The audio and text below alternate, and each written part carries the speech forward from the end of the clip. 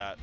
I will pinky promise with no fingers crossed underneath the casting desk that this lobby is going to start. There it is. That's one angry dragon. Yes, it is this. It is one red dragon. There it is. No blue-eyed dragons. Not in this game, man. Not in this game. Gazebo banned. Immediately. Sad face. And I think that this is a good choice by Miracle. Indeed. To see Mighty pick this map immediately, you know that's what they're looking for. And Miracle doesn't want to first ban this. Also, it opens up the possibility for Miracle to get first pick Zeratul, which is so incredibly strong. That's right. Also, they are looking for that global. Also, Falstad Haka will basically be picked or banned in this draft. Also, I've been noticing a lot of patterns from especially the higher Korean teams. Ooh. They take one global, then they always have Nazebo with them, so they can always soak up EXP and try to lead the EXP to hit 20 as fast as possible. Now, this is a really unique situation because Miracle could get so many different things with this. Like, they might even go into the Valario here. It's not going to be the solo DPS Vala with Falstad already on the table, but it could be really strong for the wave clear. And because of the Nazebo ban and the Zeratul, I feel like the Zeratul was not necessarily a must ban, but Mighty decided to go down this path. Miracle knew that it was something that they were thinking about. They have so many options here. I like the way that Miracle is drafting this, starting off with the Nazebo ban even. I would like to see Mighty just taking Malf and Murden away from Miracle, which Miracle has been picking almost every other game here. I think they're considering running a Vala composition of their own. But again, this is Miracle's strong suit, not Mighty's. So sometimes when you take a composition away from your opponents, it could backfire on you when you're not good at running it yourself. So they do, as you suggested, the standard quote-unquote Malfurion and Murden. I like this a lot. It's the standard. As we talked about a lot yesterday, you get to hide your rest of the pick. It's very balanced. There are CCs available, and Murden is just a solid tank by himself alone. Also, and Malfurion, of course, has a sustain along with Murden. Just imagine if there was a hero in Heroes of the Storm that, when out of combat, would massively regen health, had a huge, massive jump to engage or disengage, had an attack speed slow, and a stun, and could get massive amounts of health on command after level 10. And then you realize, oh, that would probably be a top-tier warrior. And then you realize he's already in the game and he was picked here by Mighty. Sounds like D.Va. No. Oh, D.Va is coming soon anyhow, so Miracle this winner went with ETC and the Haka. They want to control all the globals possibly. Well, ETC is picked up here, so I mean, I guess, yeah, this is Miracle's just I think that must be the reason why. He's a very powerful hero in the 4-man, not as powerful as he used to be. But if you know, from what we've seen yesterday, you know, that was a big question mark. Will ETC just completely fall out? And you and I believed the answer was yes. Oh, that's a smart ban there. They're thinking about Vala and Gul'dan at the same time. So banning Auriel to pair with Gul'dan and Vala. That's a smart ban. I like it. Yeah. Well, the ETC especially now could power such a pick because it would really make that 4-man strong. This is what I was getting into before the ban came out. And the big question was, will he still be meta? Will he still be picked? And so far in Korea, the answer is yes. He's lowered down a little bit, but he still seems to be top tier. His armor coming in with his Rockstar trait. As Leeming and Hammer will be the 2 ranged damages coming out for Mighty. With the Zebo removed, you don't get the scaling that we're looking for, but you get solid damage nonetheless. Ooh, Mighty's draft looks so much better. What did they do within a week to change this much? They're controlling over the draft from the 2nd pick. I think it's odd the amount of commitment to denying globals for Miracle.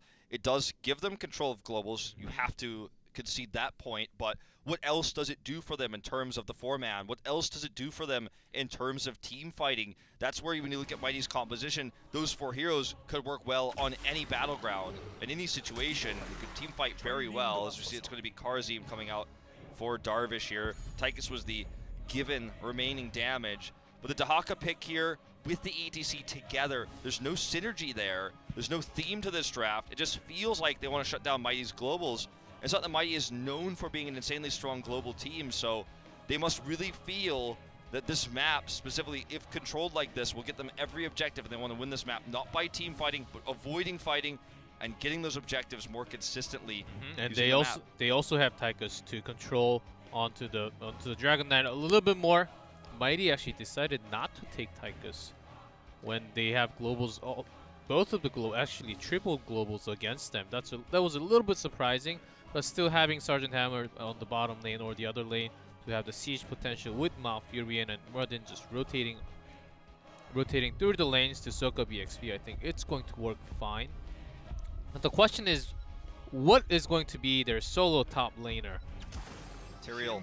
See, this is always the answer. If you want to win the top lane, it used to be you want Thrall, now it's you want Tyrael. So it's just kind of how it's going to be. Tyrael, just a solid all-around hero to control zones. There's no boss on this map, so he doesn't get value in that regard. And you are dealing with pure auto attack damage, so he doesn't get any benefits from his spell armor, but he gets the benefit that he is possibly the strongest solo laner right now in the meta. As we move into game number 2, I feel like the draft for MVP Miracles, so denial-based, is actually weaker than what Mighty is bringing to the table here. For game number 2, let's find out if they can take it to that second game with a 2-0 on Dragonshire.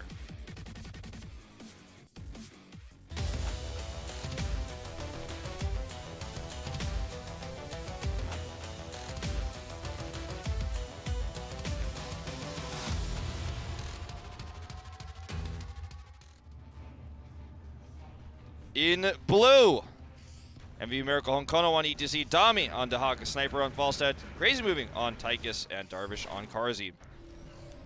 In red, Mighty, Joker on Muradin, Sands on Tyrael, Magi on Sergeant Hammer, Nasang on Malfurion, and SDE on Li Ming. And it is power hungry again. Yep, that is seems to be the new way. With no real melees to harass. I think it's just except for Cursed Hollow. Maybe even in Cursed Hollow also. Because they can also take the tribute and get the globe. Yeah. I think that it's just pretty strong in general. I'm kind of a big fan of it. It's actually my go-to in Hero League. It wasn't really in the meta in the pro scene, but it is now. Force Armor gives you a lot in a meta where you're being harassed, but hold that thought, Honkono is dead. Wishes he had a few extra 100 hit points now. Well, he had the armor, but that was not enough. There was a lot more spell damage actually that came in. This is important, obviously, with Li Ming doing all that burst, as well as Stormbolt damage coming out. It is Perfect Storm coming in this time for Joker. This is going to be Candy Crush Muradin again. Let's see if Candies get punished again. Yeah, no Subway Diet Diablo. No Diablo. Well, top lane Dehaka Tyrael, it's going to be Dehaka first, but it will end up with Tyrael just having the wave clear, and at the end Tyrael will have better control over the top shrine. So, Seasoned Marksman Falstad is going to be the only hero in this game that scales into the Supreme late game, realistically. Obviously, Tychus scales pretty well into the late game, plus 20. So that's something that should be kept in mind. Because normally you're looking at the Gazebo on this map specifically, but with that removed early on, that's going to be one of the things that we have to remember 20 minutes from now. Honkono is rejected. Ooh, they're actually going to squat this. Sniper's going for the channel. That should be the channel. And SD comes in, though. What a fast rotations coming out from SDE. They are, Mighty is just on top of things today. They are following the rotations, even though they do not have the globals to actually chase down the targets. Now it's going to turn it around a little bit. Mighty's going to try to pressure the lanes as Honkono will actually find himself in the danger zone, even gets rooted. Power slides away. Magi gets the heal. He was actually in a pretty dangerous position here, alone, but with the rotation down, he'll be fine.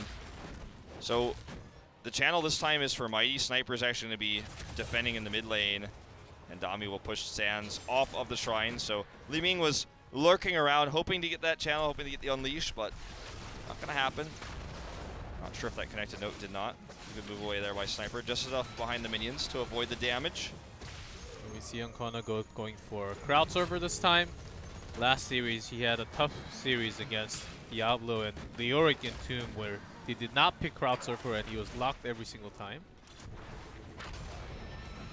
And ever since then, we see him picking that talent every single time. Yep. Well, Yeah, you learn from experience. No one's perfect in this world. Yep. Definitely wanted against Entomb. In this game, I'm like, there's arguments otherwise, but I like it personally.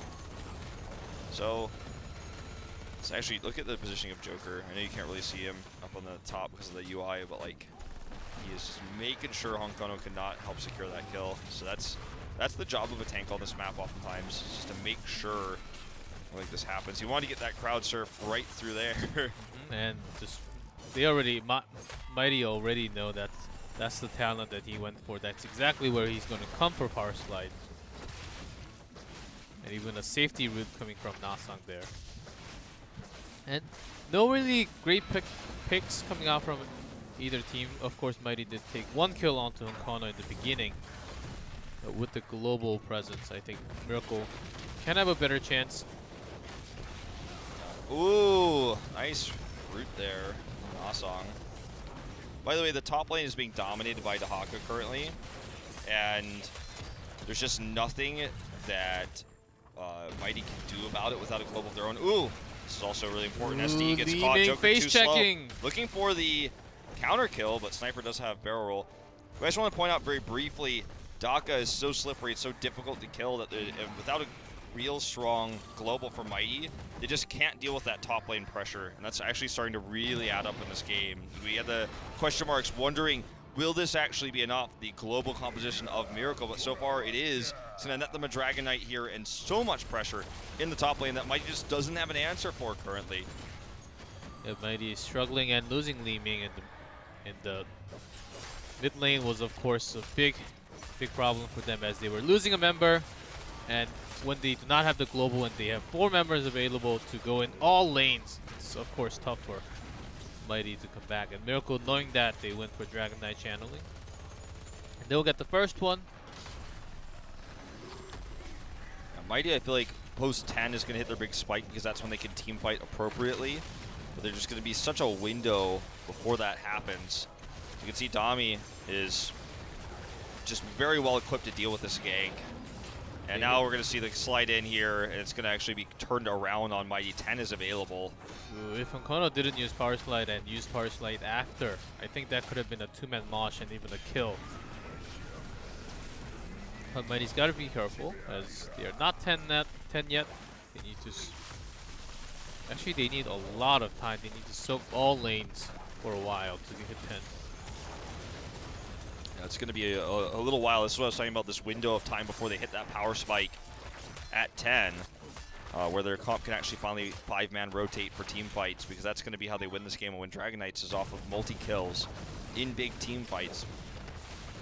Mosh is obviously a big game changer here for Miracle. They don't have any invulnerability to pair with it, but Honkono comes in with a nice crowd surf, or just very patiently positions himself. It could be a big Mosh. Going to be looking for Li Ming and or Tyrael specifically in that Mosh. That could be the fight winner for Miracle. So they went for auto attack fall stat as well, so no big burst damage. Is going to be longer sustained. That's right. That's exactly why Karazim didn't also go into 7-sided. They thought they had enough damage. They need to save their DPS when they go down. So there's the palm to save their teammates. We have seen lots of fist build coming out for Miracle, but I believe with all the CCs available for Mighty, I think it's better to have cleansing touch for this time.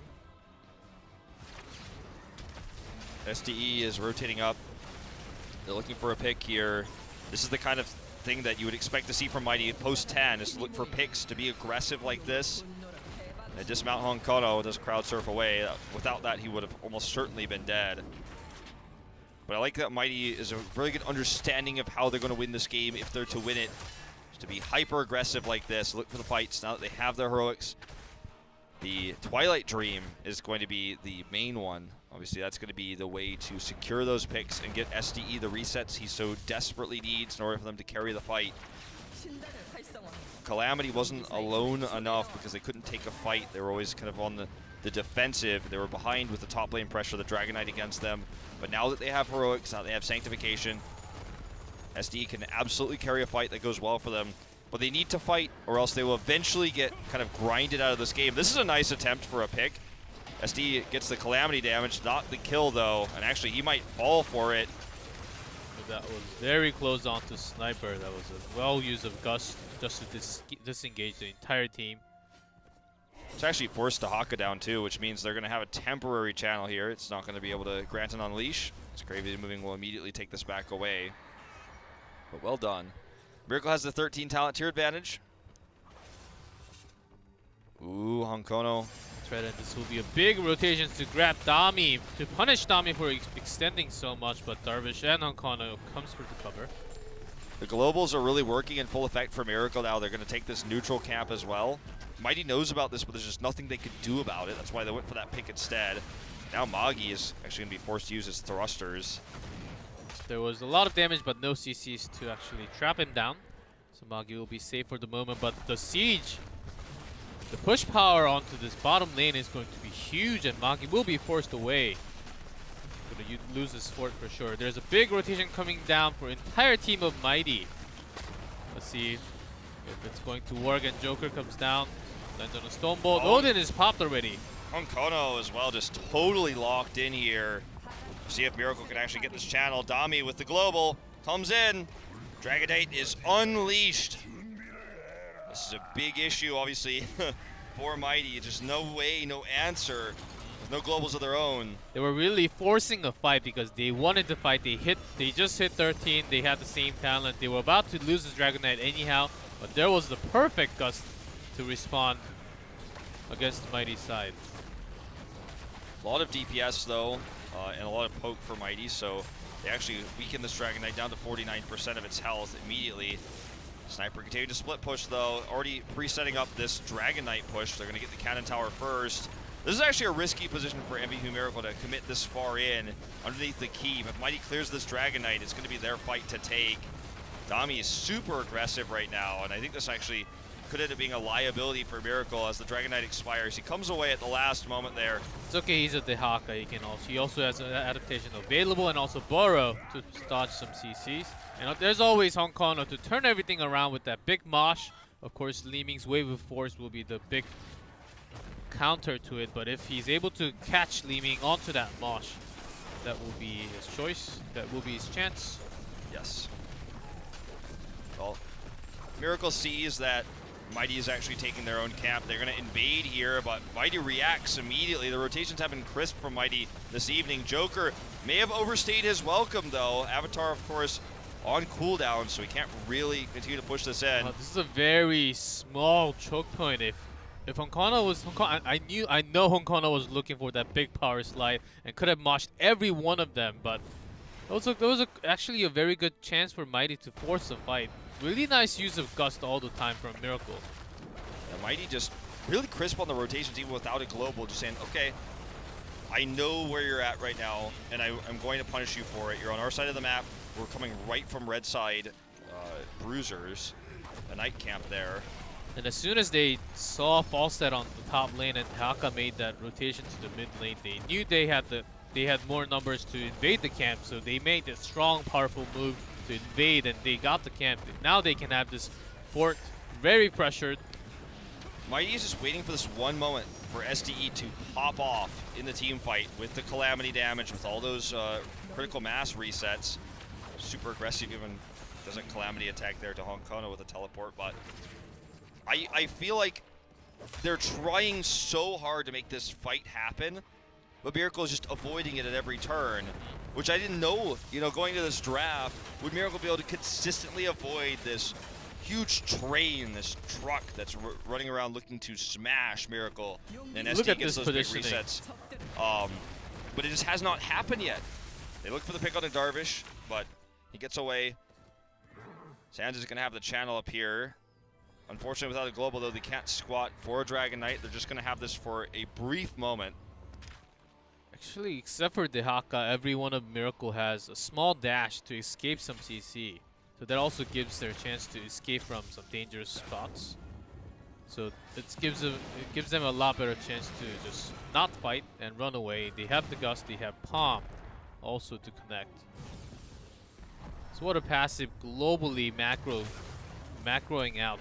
So they will just win off the Dragon Knight pushes. Yep. And the split pushes, as you can see here, Dami not afraid of Sands at all. Sands' shield can buy him some time, but obviously Dahaka is going to push the lane harder. Darvish taking a lot of damage here. And Honka's coming in from behind. Actually, Ice Block used there from Nasong, interestingly. Big Gust here. This is a huge opportunity to get the pick on the Nasong. And there it is. He is dead. However, it is a 1-for-1. SDE misses his follow-up orb, though, and does not get the big team fight he was looking for. Kono is on the side looking for that big parse light in the angle. But does not even matter. It looks like they will be going for the Dragon Knight. And Sands is already on top of things. Already canceling the channeling on top. Season Marksman is completed for Sniper's Falstad.